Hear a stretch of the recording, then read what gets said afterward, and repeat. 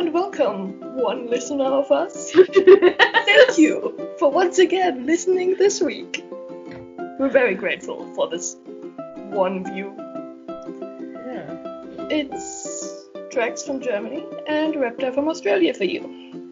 And today, dear one listener, we're reviewing Mistborn, the Final Empire. The first one in the Mistborn series. Once a hero arose to save the world. A young man with a mysterious heritage courageously challenged the darkness that strangled the land. He failed. For thousands of years since, the world has been a wasteland of ash and mist, ruled by the immortal emperor known only as the Lord Ruler. Every revolt has failed miserably. Yet, somehow, hope survives. Hope that dares to dream of ending the empire, and even the Lord Ruler himself. A new kind of uprising is being planned, one built around the ultimate caper, one that depends on the cunning of a brilliant criminal mastermind and the determination of an unlikely heroine, a street urchin who must learn to master allumacy, the power of a Mistborn. An exceedingly satisfying book. RT Book Reviews. Well, great. So I actually, didn't read the book. I only listened to the graphic audiobook, which actually was a lot of fun. I wasn't sure about it in the beginning, because so far I only did normal audiobooks. I never did all the plays. Yeah, what's the difference with the graphic audiobook? Well, every character has a different narrator. So you actually get like the different voices. And okay. You get background sound effects. And well, they naturally don't read things like he sighed or something. The person then just sighs. So they tend to be a tiny bit shorter, but only because they omit things that they actually do, basically. Audio actions, basically. Yeah, and I really liked it. I think it made it easier to keep up with a lot of the characters, because you get bombarded with characters at some point. And I found it a lot easier to keep them distinguished by remembering the voices more than the names. Because once again, those fucking fantasy names. But the audiobook was really good because at least I know how to pronounce them, at least if I can trust the narrator to do it correctly. Yeah.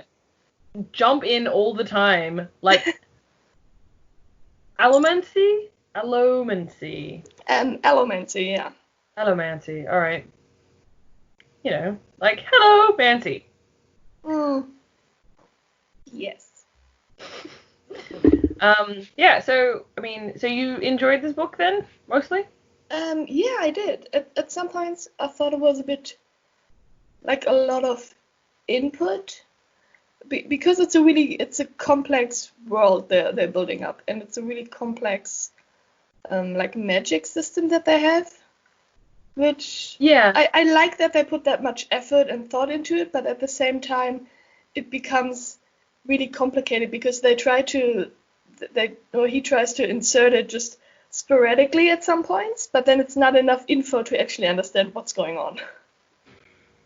So sometimes it left me a bit confused.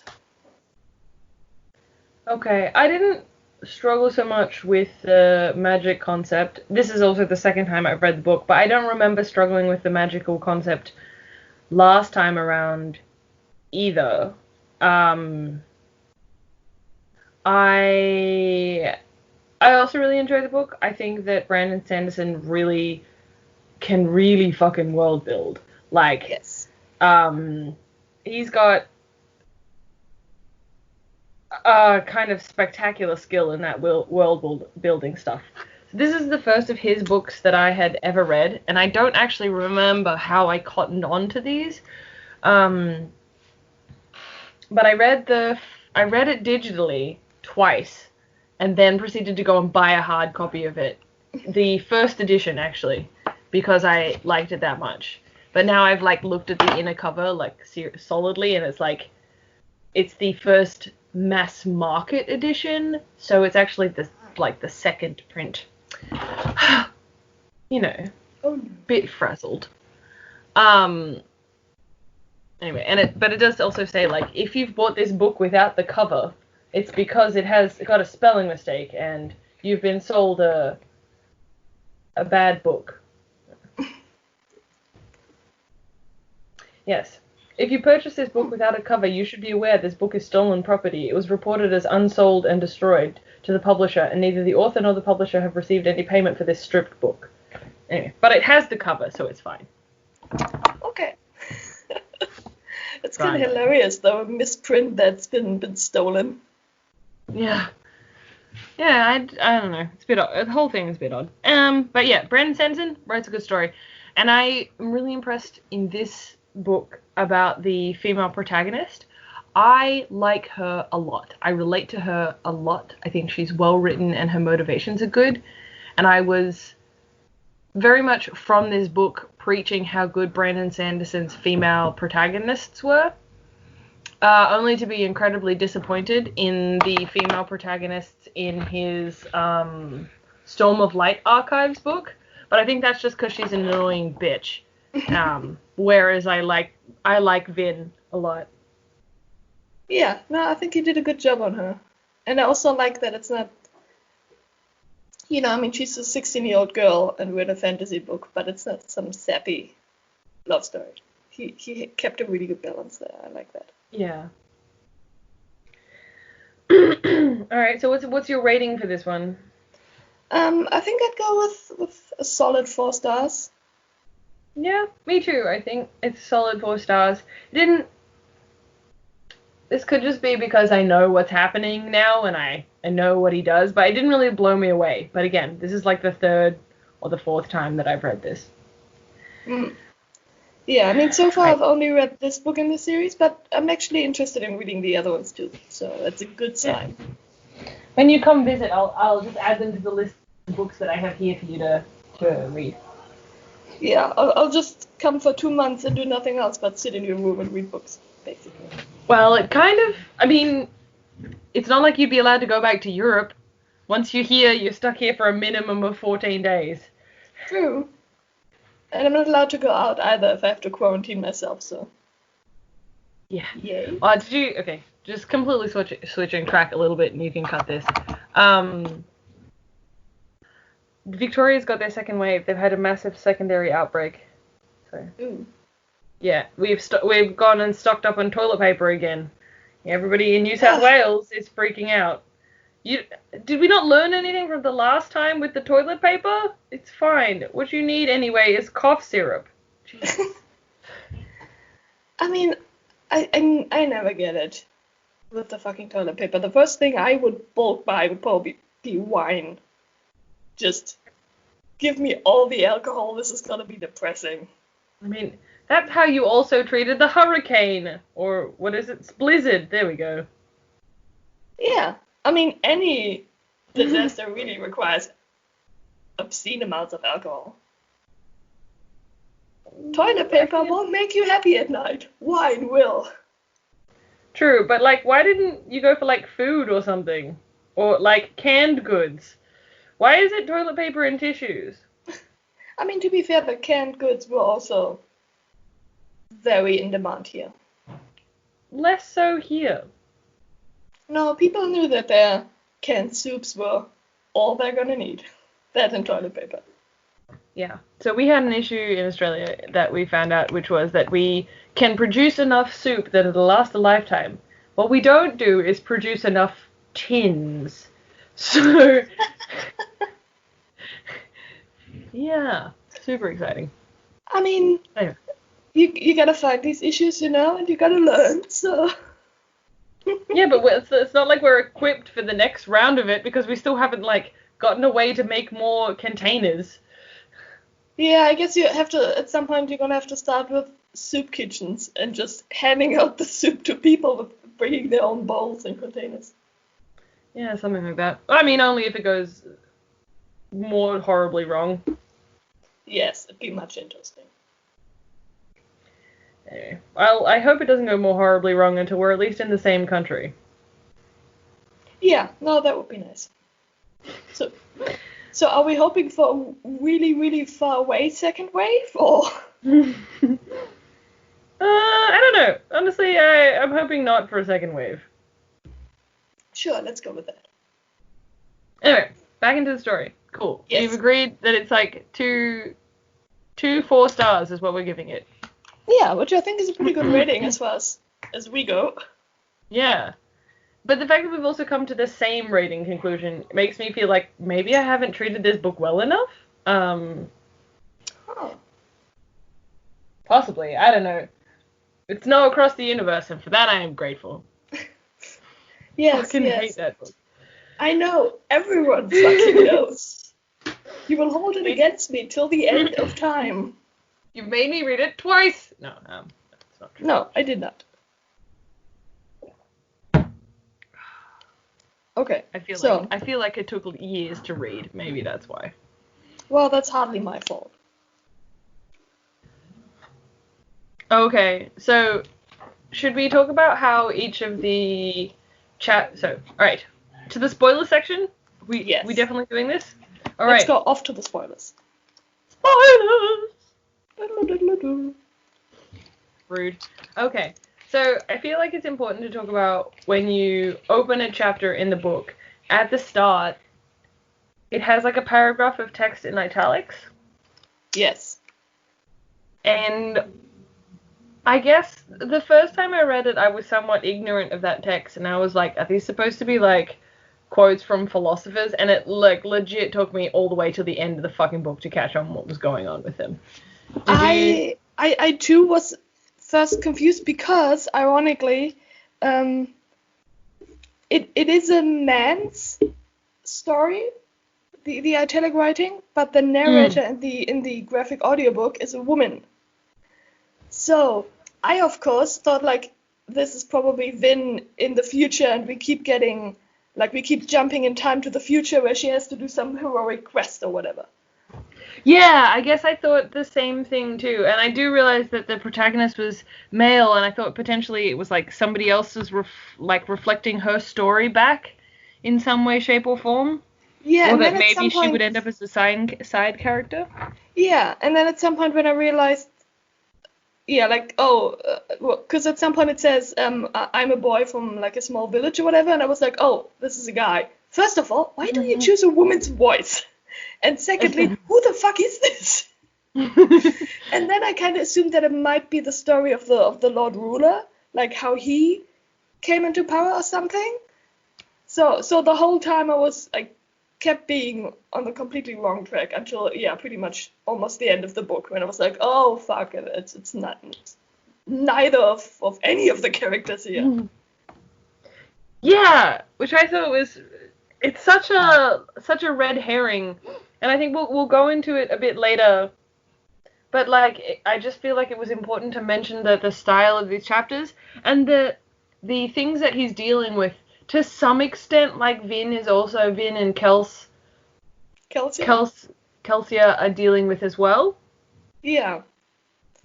So I mean, I did get the parallels a lot of places, but I would have liked a couple more clues early on from whom this is. Just I think it was really well done. I don't think I needed the clues because that was part of the whole reveal at the end. So I think it was done really well. I love when I can't pick the end of the story like halfway through. Like that's not why usually not why I'm reading, except when I read myself a little rom-com because, the world sucks and I need to find a happy ending. Yeah, I think, I mean, to be fair, the main ending to the story wasn't surprising. I thought, or at least to this book, not the whole story, obviously, but... Yeah, it wasn't surprising, but I guess finding out some of the details around the ending was surprising. Yeah. Like how we got there is kind of important. Yeah, we're talking around it a little bit, but maybe we should go Yeah, let's get into We should it. just get on to it. So the first chapter, so the prologue opens with the High Inquisitor? No. It's not the Inquisitor. It's like the Obel or something or other. Obligator. Obligator. There we go. Here's definitely where your knowing the pronunciation is going to be very important. So we open at Lord T. Resting. It's not me, okay? Hold on. Yeah, Lord Trusting. Lord Tresting's like estate, basically, and he is with the Lord Obligator, who is like a religious guy, but also predominantly a bureaucrat. His role is kind of like if you took all of the governing like roles, everybody in government, and made them religious. That's basically what they do. So they're like religious accountants and like religious clerks and religious taxmen and religious police officers and anything that you can consider like a government role. You basically become part of the police force and become an obligator. Yes. And then they start getting tattoos. Yeah, although to be fair, their religion is really it's not in the picture that much, I find. No. Like they're religious, but they don't walk around reading like scripture or blessing people or some shit. Oh yeah, there is no need for them to convert and like spread the good word because their God is a living God who's the current ruler of the nation. Yeah. So now we have I think we have the crew coming in now. Like Kelsia's fancy crew for this fancy job he's planning. And Vin is like really confused by the people. One of the crew members is making her get him a cup of wine, basically. He's manipulating her, but forcing her to do it. Yeah, I think she realizes halfway through what's happening. Like, why am I getting him wine? I don't want to get him wine. And yeah, so she realizes that all of the crew, or everybody he asked to come for this job, for the meeting, is probably at least an Elementor. Yeah, minimum, right? Yeah. So, big fancy people coming, pretty much. At least in comparison to her normal thieving Scar crew people. Yeah, these are like the people she was with before are like 2-bit, not worth it compared to these guys. These guys are go big or go home. Yeah, and also they seem to have more, I don't know, they have a better sense of how a crew should hold together, pretty much. Because the crew she's they're all before loyal was like to each the other. weakest. Yeah, and the other thieving crews are all like the weakest link has to die, so they can't drag the rest of them down. It's everyone for themselves. Yeah, which is whereas this is a lot like one for all and all for one. It's the Musketeers. Yeah. Yeah, so we have all of them showing up. Kelsia joins and brings with him the leader of the Scar Rebellion, Yeadon, I think. Oh, I can't remember. Yes, and basically goes, the rebellion Yeadon hired us to do a job, and it's a simple job. It's basically just toppling down the final empire. Yeah, we're just gonna crush the empire. It's fine. I think the job is actually just to kill the Lord Ruler, isn't it? No, that's really just what Kelsia wants to do. Oh, The okay. job technically is to throw over the empire so that then the rebellion can establish a new rule, basically. Radio. And Kelsia is like, well, I'm big on revenge, so I'm really just in it to kill the Lord Ruler. Right. Cool. But, yeah, each their own, right? And everyone agrees except for Clubs, right? Yeah. They're he all kinda like, just... yeah, let's do it. And you're like, what is this crew of people? Yeah, and Clubs is just like, you're all fucking crazy, I'm gonna leave now. And fair Vin, enough. Fair enough. yeah, and I mean, Vin is also thinking this is super crazy, like the Final Empire is the most powerful institution, you can't just overthrow them. Yeah, it's the final empire. It's in the name. Yeah, I mean, well chosen name, I give them that. Yeah, it's like anything that calls himself the Third Reich. Like, really? This is your third attempt at it. Maybe you should get a new name. That's a terrible joke. Please remove that joke. Oh no, this one's staying. Rude. Couldn't you? You can make the joke. You say it. You're German. Oh no, it's much funnier from this side of the conversation. Trust me. Yes, so basically, Vin 2 thinks this is a super stupid idea, but then Kelsia promised her that he would teach her how to be a Mistborn and how to use the metals. And so she's like, well, training whatever. Training montage. Yeah, so she's like, fine, I'll stick around for it, but at least in the beginning, she definitely doesn't believe that they can do it. Not even a little bit. She's not. She's just here for the food. Like. Yeah. Yeah, and also we get the little tidbit at the end of the chapter where Kelsia talks about the 11th metal. So there are only 10 metals around, and he's heard the mystical stories about the 11th metal. Yeah. That apparently can kill the Lord Ruler. Yeah. Super convenient. Yeah, I'm not sure in which chapter we have that inner monologue of Kelsia's.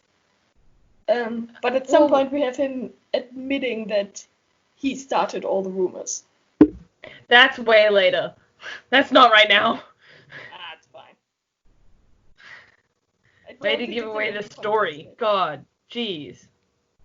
Anyway, yeah, so everybody keeps hearing these rumors about the 11th metal, including Kelsia, but it turns out that he is the source of the rumors of the 11th metal. Yeah, which I don't get why he started the rumors in the first place, though. Oh, so the Lord Ruler gets scared. Yeah. It's a bit of a mood point here, I think. But I mean, it is and it isn't. If, like, the way this whole thing works is, like, a lot of it seems to be that there are two opposing forces, right? Chaos and order in this universe. Those are the end gods, right? And maybe this is covered in later books, but yeah, I think so.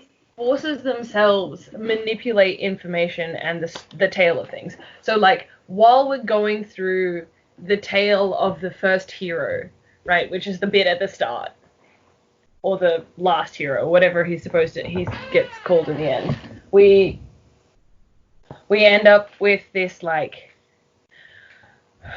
we end up with this tale where the information changes, and they don't know why the source is changing it, but the change seems to be coming from the sources of, like, chaos and order and, like, the other gods that manipulate the universe. It's really quite, like, something.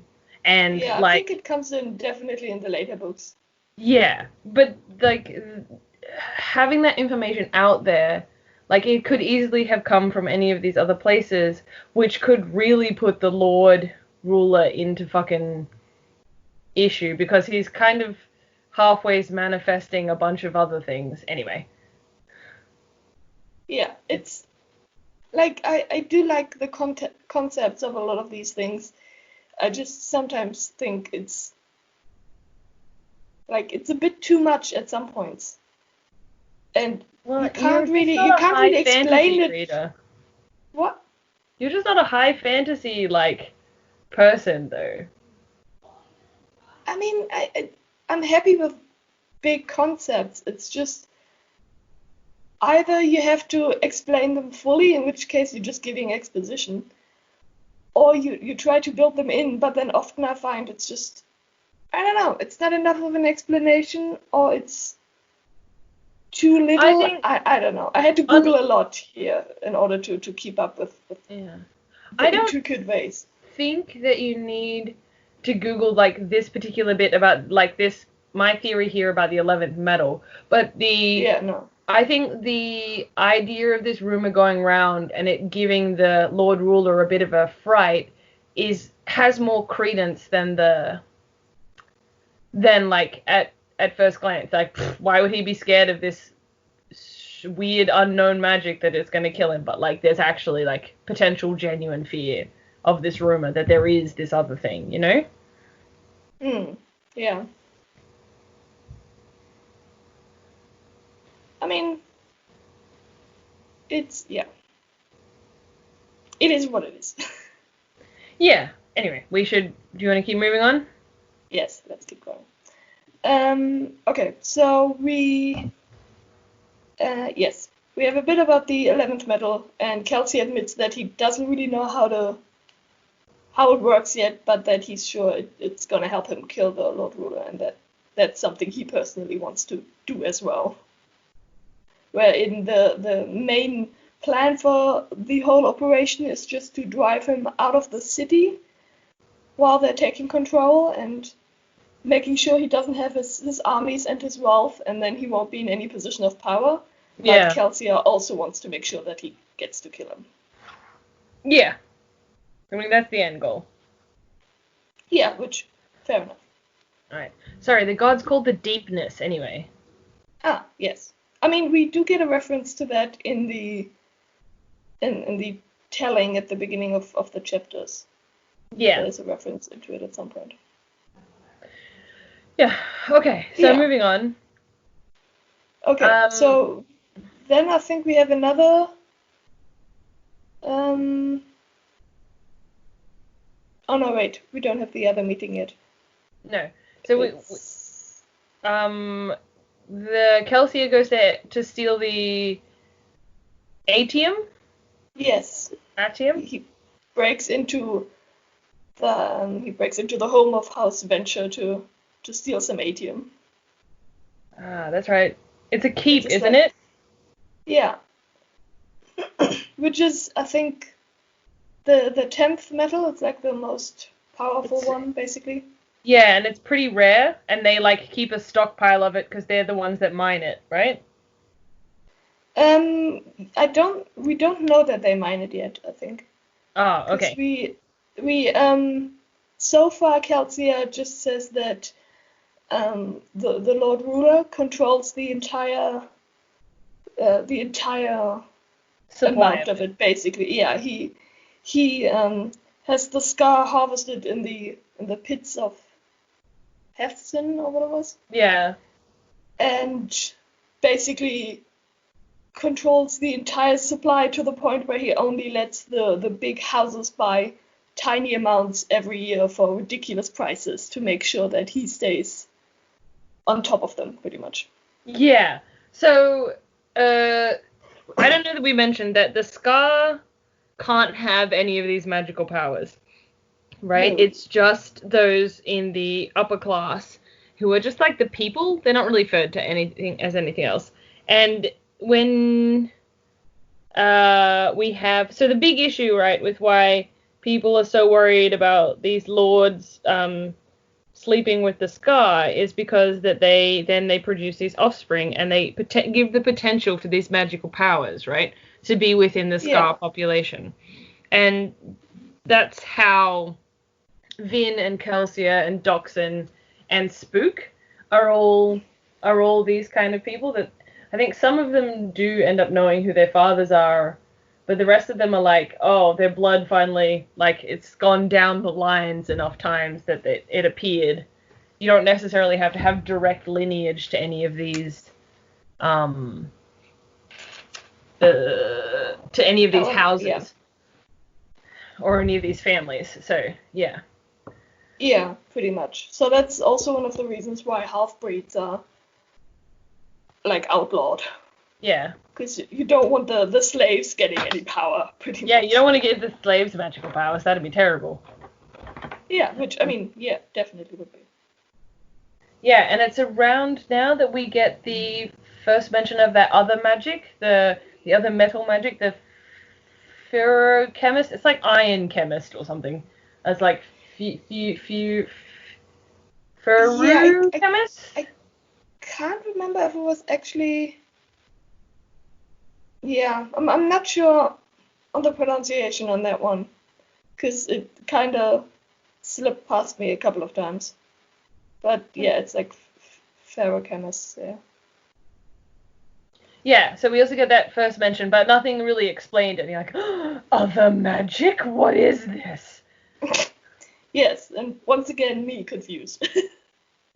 Yeah. Look, I think maybe you just need to learn to let shit slide, and that it'll be explained in the end. Maybe, yeah. Maybe I'm too impatient. No, not at all. Anyway. Yeah.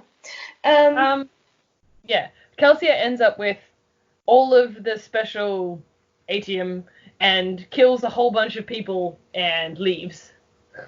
Yes, we also get a quick mention of the haze killers. Oh yeah, that's right. Basically, people who've been trained to fight Mistborn. Yeah. So, because Mistborn are so, if they're well trained, they really know how to fight well with metals, and so I think the haze killers don't wear any metal on their bodies. Yeah. Think like the army of people they produce to fight Magneto. That's kind of the deal. And it's because, so, like, culturally, right, all of the families at any one point have a Mistborn, and it's effectively a title. And it is the person in their family who has all of the magical powers, and so it's quite possible that one of the great families has more than one, but it's unlikely. It's generally only one, maybe two, and they're like incredibly well trained across all of the different aspects of the metals, and like they basically become the corporate espionage / real espionage peoples of their family. So they like break into people's houses and steal their secrets and like assassinate their enemies, and yeah, which is why they've developed haze killers to stop, somebody else's Mistborn getting in and killing your, head of family and stuff like that, or stealing all your secrets and stealing all your metal so you have no more magical powers. Yeah, pretty much. And seeing how Mistborn is like really a form of title almost, they do wear those special cloaks basically that identifies them in a way. So if you see somebody in a cloak, you know it's Mistborn, and you know to just stay out of their way, pretty much. Yeah. If you can help it, look over you there. didn't see anything. Yeah, because they are, well, in part they're the spies and the assassins. Yeah. They're the people you send around if you want to deal with somebody powerful, so you kind of know you don't want to get in their way. Yeah, it's the worst kept invisibility cloak. Like, yes. Everybody saw you and know where you went. They just couldn't tell you which Mistborn it technically was. Anyway. Yeah, but it also means that they have pretty much free range with whatever they want to do. Yeah, specifically around the servant class and the Scar. Yeah. It's like, get out of the way. So Kelsey has adorned one of those, or is wearing one of those cloaks and just like done this, and now it's like, oh my god, what family has attacked this other family and killed all of these people? Yes. So setting up some political intrigue. Yes, or I think as he described it, just stirring up some trouble. Yeah. Let's just get them fighting. It's fun. Yeah. But also he has the medal that he really wanted. Yeah. Which, I mean, yeah, we don't have any info yet on what it actually does, just that it's super powerful. Yeah. But it's, intrigue for later. We also get mentioned. That's the next in a bit. So Yeah. Finn wakes up in the room in Club's shop. That's kind of like the start of the next episode.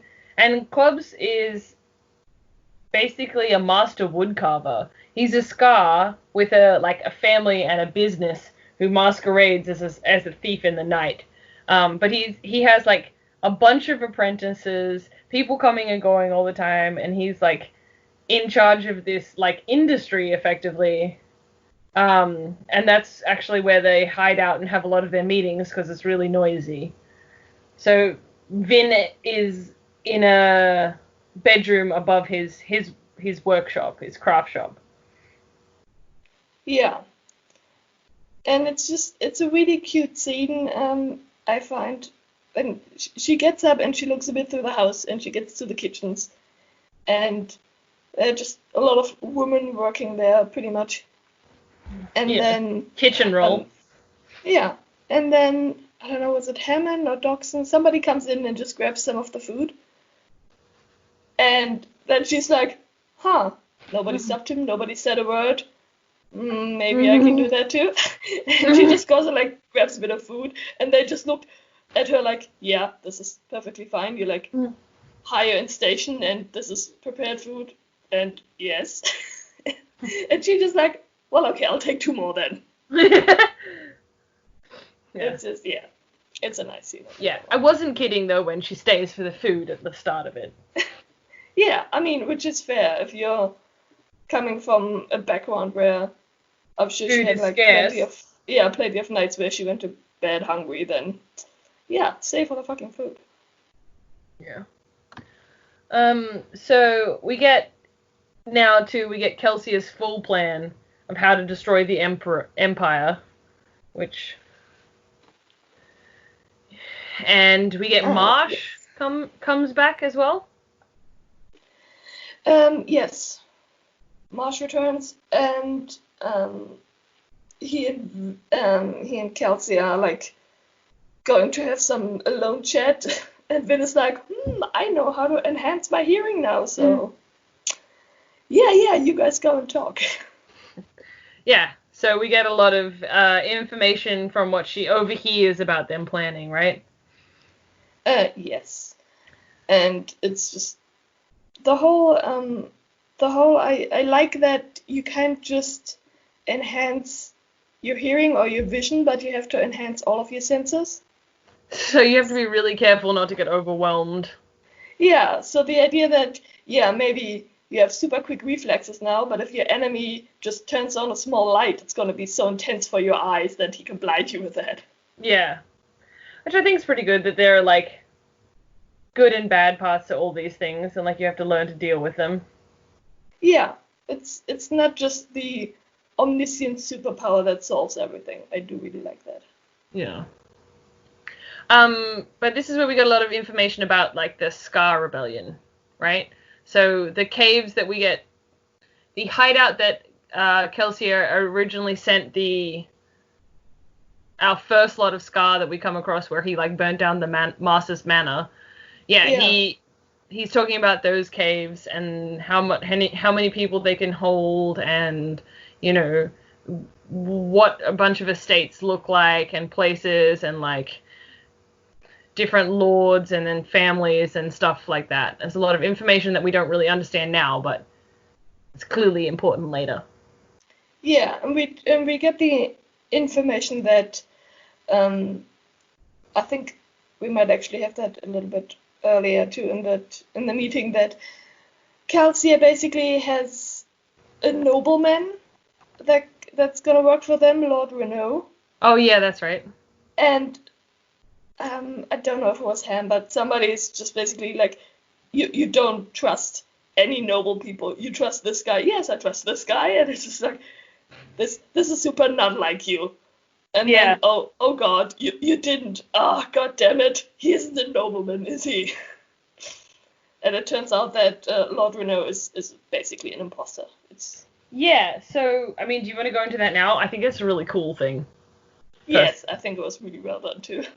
Yeah, so they're within this kind of world. We talked about the miss rates earlier, or at least Trex did, because I forgot what they were called. And the miss rates are like the cousins or the like early attempts at making this creature that has the ability to change shape. And it has the ability to change shape after it eats somebody. So, what it can do is basically once it eats your body, it like then can create the same muscle patterns, texture, fiber that of who you were before that point. So it can do that for any individual human being, dog, cow, etc., etc. And the terrifying thing about miss rates is that they don't do that successfully. They will like eat a cow and then be like, yeah, I can take on its shape and give it like 15 legs. Or like I think the problem with them is also that they use part of the thing that they ingested. Yeah, like if they feel like they're missing, I'm missing another rib over here, let me take it from there. But at the same time, they also can't, like, I think once they incorporate something, they can't really dispose of it anymore. The myth rates can't, no. So they end up, like, collecting a lot of limbs and bones and hearts. Yeah, so, I mean, they look fucking terrifying. If you imagine them having, like, a human hand, and then there's a hoof somewhere, and just a couple of deer heads and all that sort of shit. Just, like, fucking terrifying collection of animal parts and human parts. The thing is, though, with these, is that they can't kill anybody. They're kind of like vultures. They'll take what is lying around.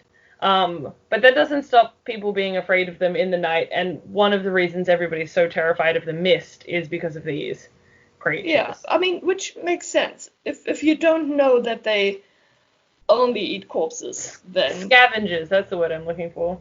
Yeah. So if you don't know that, then seeing them would be fucking terrifying, because they do have 100%. very translucent skin, so you can't see all of the skeletal parts they have accumulated. Yeah. So it's not a pretty picture. Yes, but so their cousin, the one that can actually manage this quite well, Kelsia has hired to take the place of a lord that he has killed and fed to them. Yeah. Which I thought was just kind of awesome. I mean, it's definitely badass, I would say. Yeah. Yeah. I mean, at this point, Vin thinks that he's just a Scar that got really good at impersonating a nobleman. Yeah, like, really good. Yeah, so she's just like super in awe at how good an actor he is and how well he must have been prepared for the role. But, I mean, yeah, fair. So we do have a High Lord on our side too, basically. And Vin also makes the great suggestion at the meeting that they could just use the operation from Kemen that he set up, using that contract that he secured with the Steel Ministry, and they could use it so that the High Lord Renault can buy weapons and then ship them via the shipping contract to the rebels, right? Yeah, something along those lines. They can get the steel or something in its raw form. Yeah. So, yay to the yay. The plans are being established and it's looking all so good. Yeah. And at this point soon too, we have Finn gets her first night out training as a Mistborn. She gets a mist cloak, and then they go and talk. they do the 8 basic medals and start like jumping off the wall.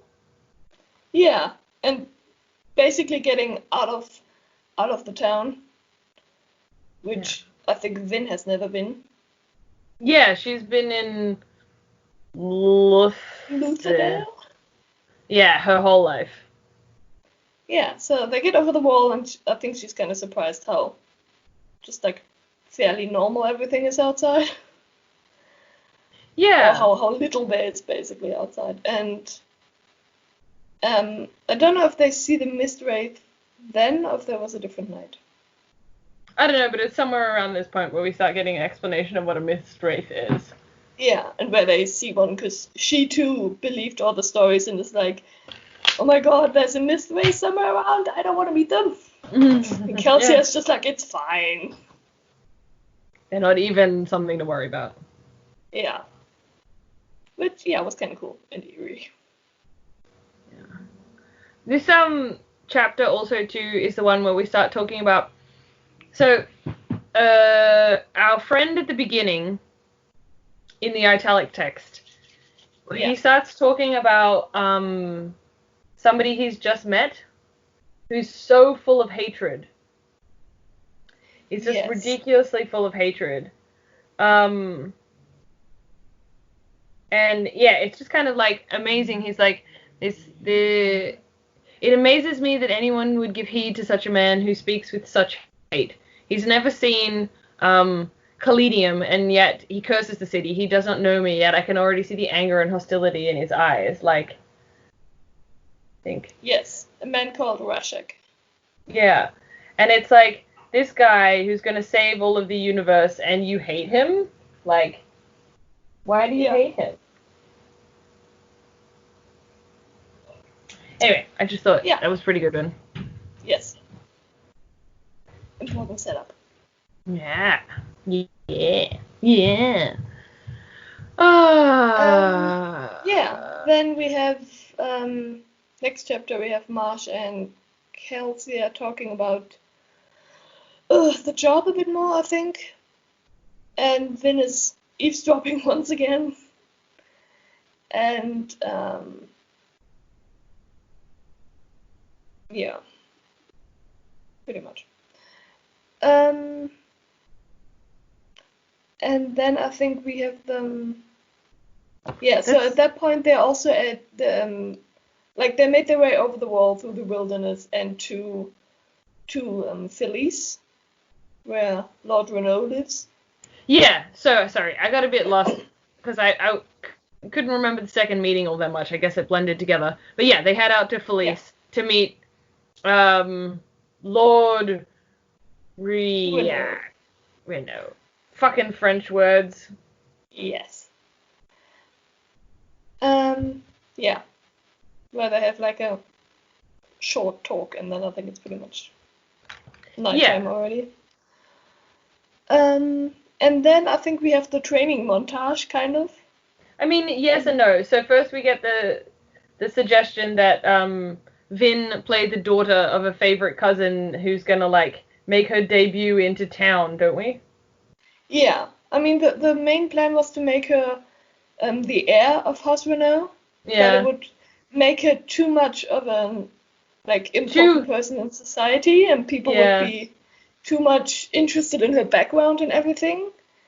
Not to mention how many guys would be after her because she's an heiress. Yeah, but also like part of it comes around the fact that she like doesn't have the air and grace of somebody who's been in court their whole life. Yeah. So they go with favorite niece. That's a bit easier. From some bumbling second cousin. Somewhere out in the nowhere lands. Basically. And then we get the training montage because now she has to learn like. I mean, we don't even get the montage. We get the opening scene of a chapter where they're having a training session, Kelsey and Vin, and somewhere in there it's dropped that it's been 2 months since they arrived in Felice. Yeah. So we kind of gather that they must have had a lot of training since then. So the training montage is a time jump. Yeah, and Kelsey kind of compliments her that she's gotten incredibly good at elemency seeing how she only learned 2 months ago how it works. Yeah. And we also get her haircut scene. Is this is the haircut scene, right? Not yet. I think we oh no, we do. Yeah, we have Sazed, who got introduced, I think, in the last chapter actually, who's a terrace man. Yes, which is the same. Okay, so the reason that I mentioned that quote before is because Rakshek is a terrorisman as well. So we're contrasting this man that's full of hate with Says, who is this like hugely calming influence, who's like super chill, like almost 90% of the time, and like he's really bookish and not like at all a warrior kind of sort, which is We have the haircut scene where Vin gets a haircut by some serving woman. Can't remember the name. And Saze tries to convert her to any other religion. Yeah, I mean he tries to convert her to Trelagism, and it's the 5th so far. And then she asks him how many more he knows, and he's like, well, about 562. Yeah, his special academic interest has been different religions. Yeah, and they're all, like, all of them are extinct religions too. Well, but she's like, you're trying to convert me to a religion that doesn't exist anymore. But he does the same with Kelsey at some point too. Yeah, he tries to convert anyone. He wants to reestablish all of the different religions, because he thinks all of them might have the secret to the universe, basically. I think she asked him if he believes in any of them, and he's like, oh, I believe all of them has a place. Yeah, he just likes the thought of religion. Yeah. Excuse me. And that's when... Sorry. Oh yeah, go ahead. Well, he's also that ferrochemistry user. Yes. So he can put different abilities into metal bands that he wears. It's kind of like a different take on the 8 metals that Kelsier and Vin can burn. He can take his natural abilities as is and like use them. So yeah, although I don't think we get told that till way later. No, but I think it's mentioned that that's what he is. Like, that she knows that he is one of those. Does it? Might have slipped past me. Okay. Yes, and we also get the info that Ven is gonna attend her first ball held by Lord Venture. Yeah. In like a week's time, where she's not excited about it at all. No, not and at says all. It like, as well as being trained in Elemency, says it also has been training her in the art of eating like a lady and small talk and all the other important things. Yes, court skills, real life skills. Yeah. Diplomacy. Yeah. I mean, the fact that they had a lesson on small talk is just hilarious enough. I feel like you could probably do with a lesson in small talk. Oh, please. I'm great at small talk. Mm-hmm. We just don't small talk. Why would we? We have better things to talk about. Okay, fine. I need lessons in small talk. I'm bad at talking about nothing. Oh, I'm great at it. I can go on for hours. Okay, fine. You can be the hero of this book, then. I don't think that she is great at small talk, even with the lesson. I don't think we ever see her do successfully a lot of small talk. She is better when she stays still and looks pretty. Yeah, which, I mean, Lady of the High Court, right? Yeah. Just look pretty. The advantage of being malnourished for, like, most of her life is that she's really dainty looking. She's really, like, She's got excellent Petite. cheekbones because she's gaunt. She's very petite. Like, yeah. She's not exactly voluptuous. She's had growth stunts. It's great. She's had stunted growth and finally just started eating, so fat's in all the right places. Yeah. You know, winning. That's exactly the body that we want in young women. Malnourished until well past puberty, and then fat in the right places because they've started to eat again. Yeah, I mean, if you look at covers of magazines, pretty much, yeah. Okay. So,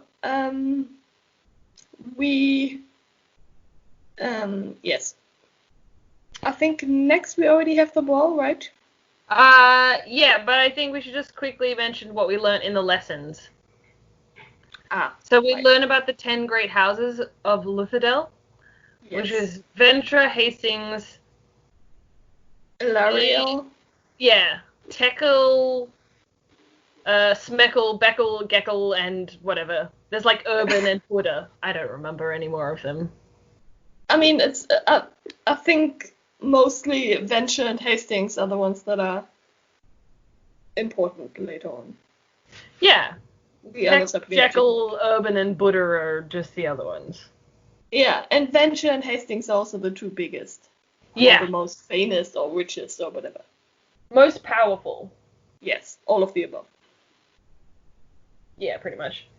Yeah, so which is kind of like one of the reasons why it was such a big deal for them to lose their haze killers and stuff. Yeah, and being attacked in general. Being the most powerful house. And then still being attacked by, presumably, Hastings, their next closest rival, I guess. Yeah. So it was a big deal for the most powerful house to be attacked and actually have been stolen from successful.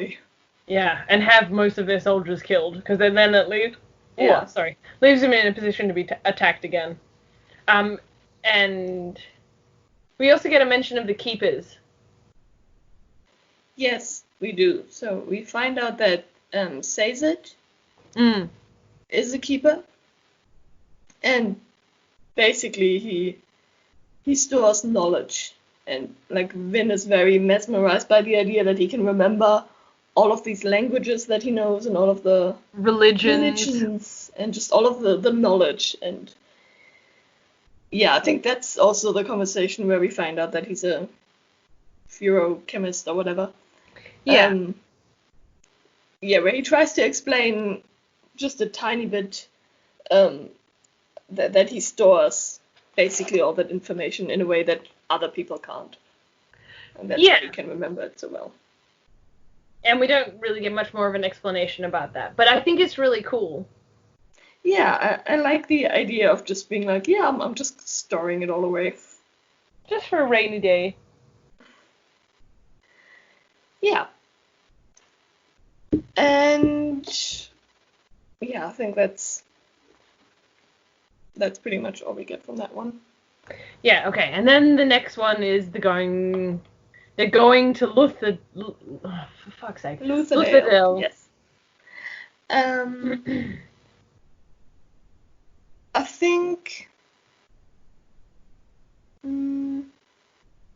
think we have a bit in between where they have another meeting before. Yes, sorry. So when they get to Luthadel, they have a meeting, and that's when some of the other members of the crew start teaching her how to use the different metals. Because like Kelsey goes off to do more secret meetings or secret things.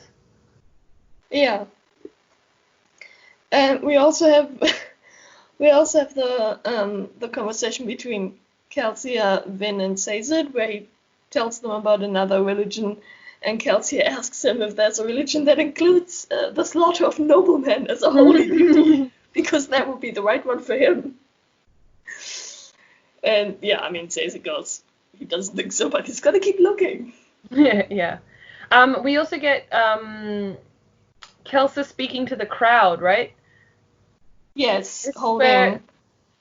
So he basically goes to speak in a crowd, trying to incite like Rebellious rebellion, and everybody in the team is like using what Vin was calling her luck to like soothe people in like some pages of the speech and like riot in other bits of the speech and like trying to like convey some like real emotions around it, like Yeah, and making them trust him and all these so necessary things. Soothing when he's talking about himself and like riot when they're talking about the Empire, and like trying to light some anger in these folks. Yeah.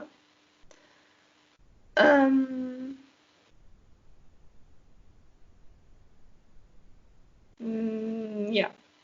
Which also we have I don't know which of the guys it was who was narrating that scene basically, which at which moments there was soothing being done and all the other emotions, and basically showing Vin that you can't just force somebody to feel something just from one second to the other. Like, you can't just convince somebody to do something head on, otherwise they'll realize they've been tampered with. You need to actually, like, get a sense of what they've been feeling at the moment and then try to manipulate it in the right way. Otherwise, you're just gonna basically make them realize something's wrong. Yeah, so you need to, like, play it really cool. Yes. Just making sure that it's not an easy skill, basically. And I think we also get the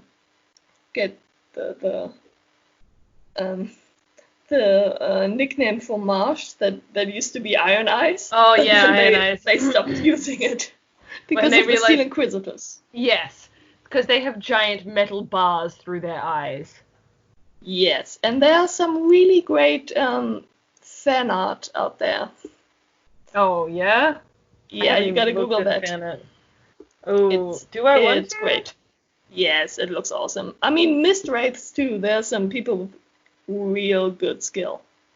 Yeah, I mean, I only Googled it after the first time I read it, so it's been a while.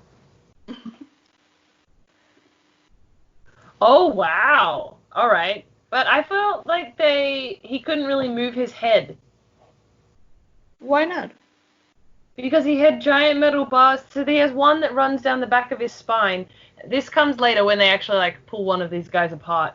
No, this is earlier when he like Kelsier kills the one of the Steel Inquisitors. No. Yeah, but I thought it was lower down on the spine. I thought they couldn't really move their head at all, so they like turn their whole body to face their charge. Isn't that part of their like great big fear thing? I can't remember that, but at any rate, yes, they have big, like almost metal nails through their eyes. Yeah. I did not imagine it to be at all like any of this fan art has. The way I imagined it, I'm gonna draw it. This is what I imagined all of the bars to look like. Like, I did imagine it like that because I think when they described it in one of the earlier chapters, when we get the first appearance of a Steel Inquisitor, I think they did say that it was like a flat surface on the front and the spike in the back protruding from the head. Oh, okay. Well, I imagine them all kind of being like hexagonal for some reason, like almost crystalline, and then that crystal comes to a tapered point, you know? I think it was fairly. I think the first time they show one in the book, I think they describe it to be pretty much like the fan art looks, at least for the spikes themselves. Yeah. But I don't think they mention it later on again, so. I don't know. See if I can. What? Can you see my drawing? No, a lot of pixel.